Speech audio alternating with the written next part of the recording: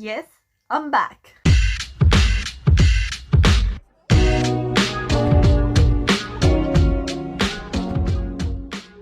Bonjour tout le monde, ça fait trop longtemps que j'ai pas fait de vidéo, je suis un peu excitée comme une folle. Ça fait plus d'1 an que j'ai pas fait de vidéo parce que ma dernière vidéo date de la Weaverscon. La Weaverscon c'était en 2023 je crois. J'ai un projet énorme. J'ai décidé, attention roulement de tambour, je pars en PVT en 2025. Et là vous allez me dire mais qu'est-ce que c'est le PVT? c'est juste qu'un visa qui permet de rester 1 an sur un territoire maximum, qui est un working holiday. Là vous allez me dire mais pourquoi elle vient nous faire cette vidéo là? Elle veut quoi elle? Faut nous expliquer ce que c'est qu'un PVT cette con. Eh ben oui, justement je fais ça pour vous. Je suis en plein dans tout ce qui est demande de PVT, donc j'en profite. Faut savoir que j'ai toujours été en Corée pendant des mois en fait, parce que j'ai toujours été avec l'autorisation du KETA. Et le KETA, ça nous autorise à rester sur le territoire en Corée que 3 mois maximum. Qu'après, on doit rentrer chez papa-maman et on va chialer pendant 1 semaine et dépression et vas-y que je chiale, que je chiale, que je chiale, que je chiale, que je chiale. J'ai pris la décision de partir en PVT en août 2025. Premièrement, ce que je vous conseille de faire, parce qu'il va y avoir beaucoup de papiers à faire. Je sais que c'est galère, je sais que les papiers c'est pas la chose la plus ouf hein, quand on veut faire un visa. Sachant que dépêchez-vous si vous comptez le faire en 2025 parce que je sais pas pourquoi, je sens que la Chine là, avec leur deuxième virus, ils sont en train de nous faire chier là. 2025, je le sens très très mal. Hein. Covid numéro 2. C'est hors de question. Je vous conseille de faire un classeur ou une pochette parce que vous allez galérer. Donc pour la demande de PVT, le visa est gratuit sauf qu'en fait vous avez les frais en fait de visa, les frais de dossier et tout ça. Et ça, c'est pas gratuit. Vous avez 60 € à payer de frais de dossier. Avant tout ce qui était Covid et tout ça, vous pouviez carrément aller chercher votre visa quand il était terminé et l'emmener directement à l'ambassade en main propre, mais ça ne se fait plus à cause du Covid. On t'aime. Et maintenant vous avez donc l'envoi de 12 € à payer en plus, donc un total de 72 € de visa. Ce n'est que le début. Passons maintenant à tout ce qui est conditions pour avoir le visa. Il faut avoir moins de 30 ans, un passeport valide, une adresse en France, il faut quand même résider sur le territoire français au moment de votre demande. Passons maintenant à la liste. La petite liste de documents à fournir, écrite à ma main, qui est passé 2 heures. On va commencer avec le premier papier à fournir qui est le forme numéro 17 que vous trouverez directement sur les liens en dessous de la KEVAC. Le forme numéro 17 ressemble à ceci. Va être rempli et accompagné de photos d'identité que vous devrez prendre dans les photomatons. Et cette photo doit dater de moins de 6 mois. Il faut également avoir son passeport avec plus de 6 mois de validité restante au moment de la demande. Donc si vous reste 2 mois, et bah laissez tomber mes petits gars. Le plus important parce qu'on va pas en Corée en nageant ni en marchant. Si vous entendez ronfler, c'est mon copain parce que j'ai choisi un copain qui ronfle pendant mes vidéos. Merci chérie, je t'aime. Il vous faut du coup un billet d'avion aller-retour. Si vous n'avez pas l'aller-retour, c'est pas grave. Par contre, si vous n'avez pas pris le billet, vous êtes obligé de fournir plus d'argent sur votre compte pour prouver que vous avez les moyens financiers de prendre ce billet aller-retour qui doit être au moins 1 000 € de plus que sur la demande de base. Vive la thune. Par exemple, j'ai pris que l'aller. Et le retour, je le prendrai beaucoup plus tard parce que j'ai d'autres projets. Je ne veux pas finir sur un PVT et retourner en France. Je vous expliquerai plus tard mes projets. Il vous faudra également une attestation bancaire à votre nom, stipulant que vous avez assez d'argent sur votre compte. Donc 2500 avec le billet aller-retour pris au minimum. Si vous n'avez pas de billet d'avion compris dedans, plus dans les 3500 voire 4000, je vous conseille toujours de viser plus. Cette attestation devra être à votre nom, tamponné par votre banque, attention, avec stipulant le montant total sur votre compte bancaire et également datant de moins d'1 semaine. Donc c'est vraiment le dernier papier à fournir pour votre PVT. Il vous faudra également l'original du casier judiciaire apostillé par la Cour de Rennes.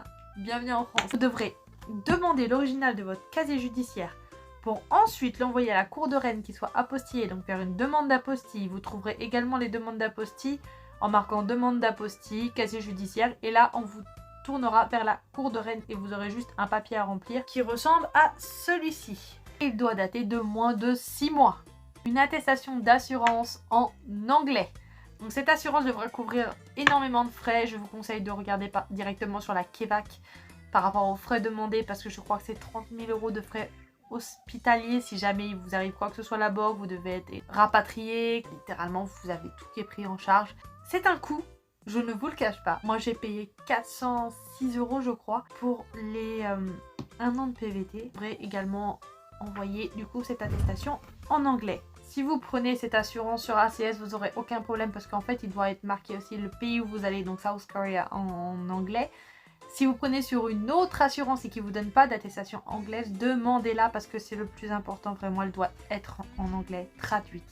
Et admettons, si vous faites le PVT, vous partez pendant 6 mois et non 1 an la durée totale, vous devrez quand même prendre votre assurance pour 1 an, pas 6 mois, mais 1 an malgré tout. Et après, quand vous êtes revenu en France, vous demandez le remboursement des 6 mois restants sur les 12 mois que vous n'avez pas fait.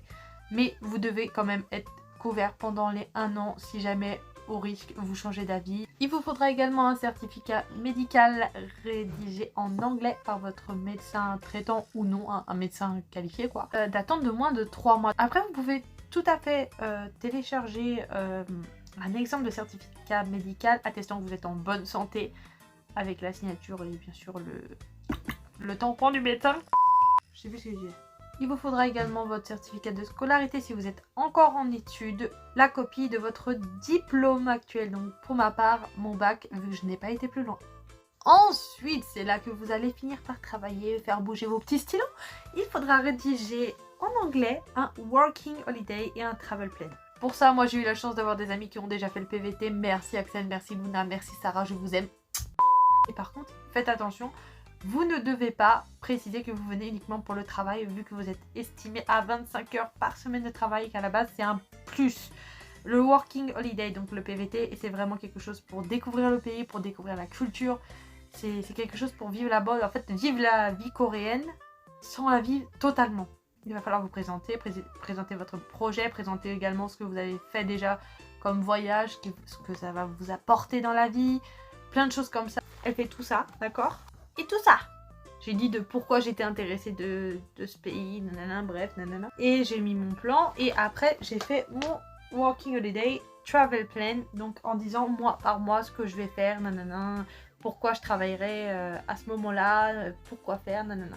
Bref, ce que je peux vous conseiller même de mieux, c'est d'aller directement sur le site de PVTiste. Merci franchement à ceux qui ont créé ce site, parce que sinon je ne m'en sortirais pas. Et vous aurez déjà toutes vos réponses par rapport au Working Holiday Travel Activity Plan. Et vous aurez également des exemples. Vous pouvez aussi aller sur les groupes Facebook. Les groupes Facebook vont beaucoup vous aider. Vous avez également 2 autres papiers à remplir que vous trouverez sur la Kevac, qui est juste en dessous, toujours, elle n'a pas bougé. Le premier papier, c'est le Kevac Waiver Courrier et également le Kevac Consent Form, qui est exactement la même chose pour dire que nous consentissons. Je sais pas si ça se dit consentissons.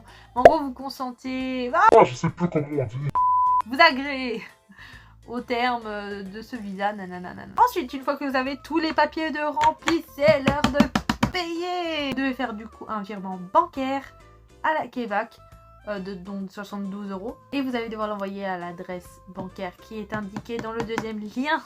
Après avoir envoyé ce virement bancaire, vous allez devoir attendre quelques jours, 2-3 jours, parce qu'ils vont pas vous envoyer de confirmation comme quoi ils l'ont bien reçu. Non. J'aime recevoir l'argent mais ils aiment pas valider.